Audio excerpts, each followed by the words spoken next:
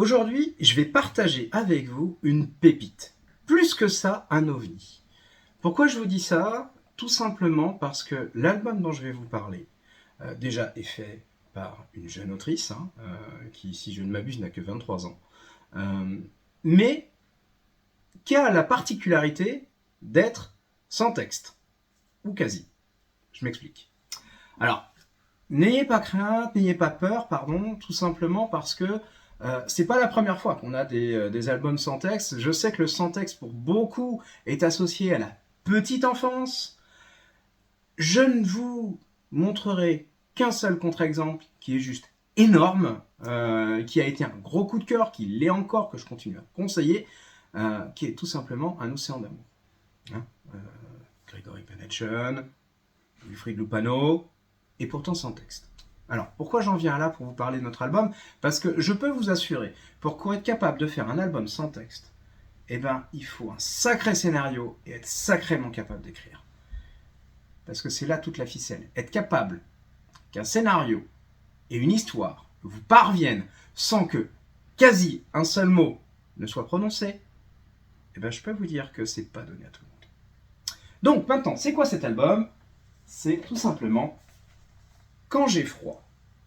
Alors, Quand j'ai froid, qu'est-ce que c'est? Donc, vous aurez compris, on va se retrouver sur une histoire sans texte, une histoire qui, je pense vous l'aurez compris, va parler d'hiver. Oui, je n'allais pas dire froid, c'était trop facile. Donc, qu'est-ce que c'est? Eh bien, tout d'abord, vous allez avoir notre héroïne, Louise. Louise est à Paris. Louise est seule. Elle rythme sa vie sur ses études. Autant vous dire qu'elle est particulièrement isolée, oui, Louise. Alors, celles et ceux qui ont eu cette expérience de devoir partir loin pour leurs études et de se retrouver coupés de tout le monde, les premiers temps, pas facile. Faut se recréer des relations, etc. Et pour ça, il faut prendre sur soi. Et c'est pas donné à tout le monde, c'est pas évident.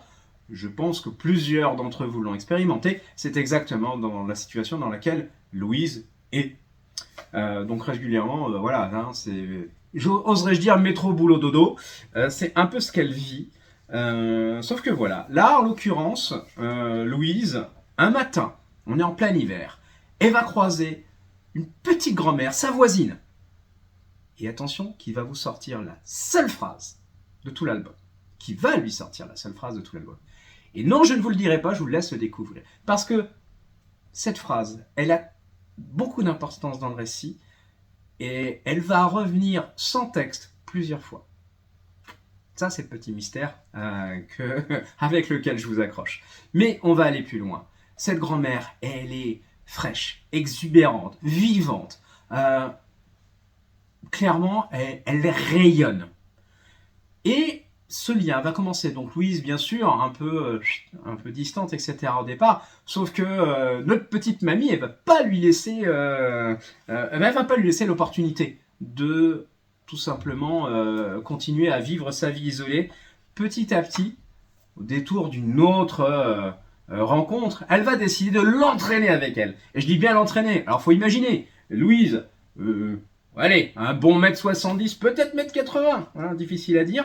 La mamie, 8, plutôt les 1m50, bien tassée par les années, qui vous entraîne cette grande perche vers les marchés, etc.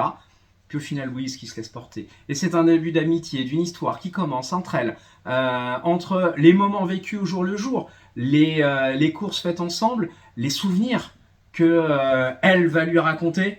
Car André a beaucoup de souvenirs. D'ailleurs, elle a une myriade de photos chez elle qui racontent tous les moments importants de sa vie. Ces petites choses qui vont commencer à se forger, se partager. Et puis, l'âge qui est là. L'âge qui est là et qui commence à faire ses ravages, justement. Ces petits trous, ces oublis qui portent un nuage sur la vie d'André. Mais heureusement, Louise est là.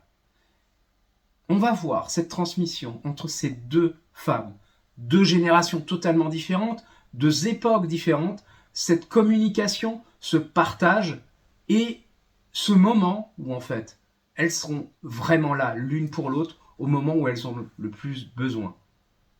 Alors oui, dit comme ça, vous avez envie de savoir quoi exactement, pour qui et à quel point. C'est tout ce que vous allez découvrir dans Quand j'ai froid. Franchement, je me suis laissé porter. Je sais que le sans-texte, ça peut vous amener à vous dire ouais, mais ça va être vite lu, etc. Non, non, oui et non. Oui, parce que vous allez le dévorer, vous allez vous laisser bercer. C'est fluide, mais vraiment fluide. Le truc, c'est qu'il y a plein de petits détails glissés. Les journaux qui vous racontent un peu les événements qui sont en arrière-plan, les petites lettres portées, etc., dans les souvenirs, des petites des magies de narration pour justement montrer l'oubli. Il y a plein de petites choses comme ça. Et puis la construction d'une vie, ce qu'on laisse, ce qu'on transmet, ce qu'on perd. Mais comment voir que, allez, on va reprendre une vieille formule, hein. Rien ne se perd, rien ne se gagne, tout se transforme. Ça peut être de la science, ça peut être de l'humain. Et cet album le prouve très bien. Donc je vous souhaite franchement de le découvrir. C'est vraiment quelque chose qui m'a vraiment ému. Parce qu'on est vraiment dans l'émotion, très sincèrement. Ça sent le vécu, ça sent la profondeur, ça sent l'humain, ça sent plein de choses, ça sent le souvenir. Ça sent l'hiver aussi. Avec Quand j'ai froid, on en douterait pour moins que ça. Mais voilà, c'est vraiment à découvrir parce que c'est un petit, c'est une petite bouffée de fraîcheur quelque part. Donc, je vous souhaite franchement de le découvrir, d'autant plus que nous avons la chance, l'honneur et l'avantage, et j'en rajoute une couche, de pouvoir recevoir Valentine pour sa première dédicace. Alors, c'est pas vraiment son premier album, hein, d'une certaine manière, parce qu'elle a déjà participé à d'autres albums, mais c'est son premier album intégral, dirons-nous, en tant qu'autrice complète. Elle a déjà fait ses armes plusieurs fois, mais voilà. Donc là, on a la chance de la recevoir le 9 mars. J'en suis très content, d'autant que l'album sort le 8. Autant vous dire que c'était pas facile, c'était pas gagné. Mais très sincèrement, découvrez-le. Si vous êtes dans le coin le 9 mars, venez la découvrir parce que c'est vraiment quelque chose qu'il faut voir. Il n'y a pas d'autre façon de le dire. Donc je vous souhaite très très sincèrement de le découvrir, de passer un bon moment de lecture comme je l'ai passé. Et puis surtout, si vous avez des questions, vous savez où nous trouver pour en parler. Et puis à celles et ceux qui seront dans le coin, je vous dis au 9. Allez, je vous souhaite une bonne lecture et puis à bientôt. Allez, au revoir.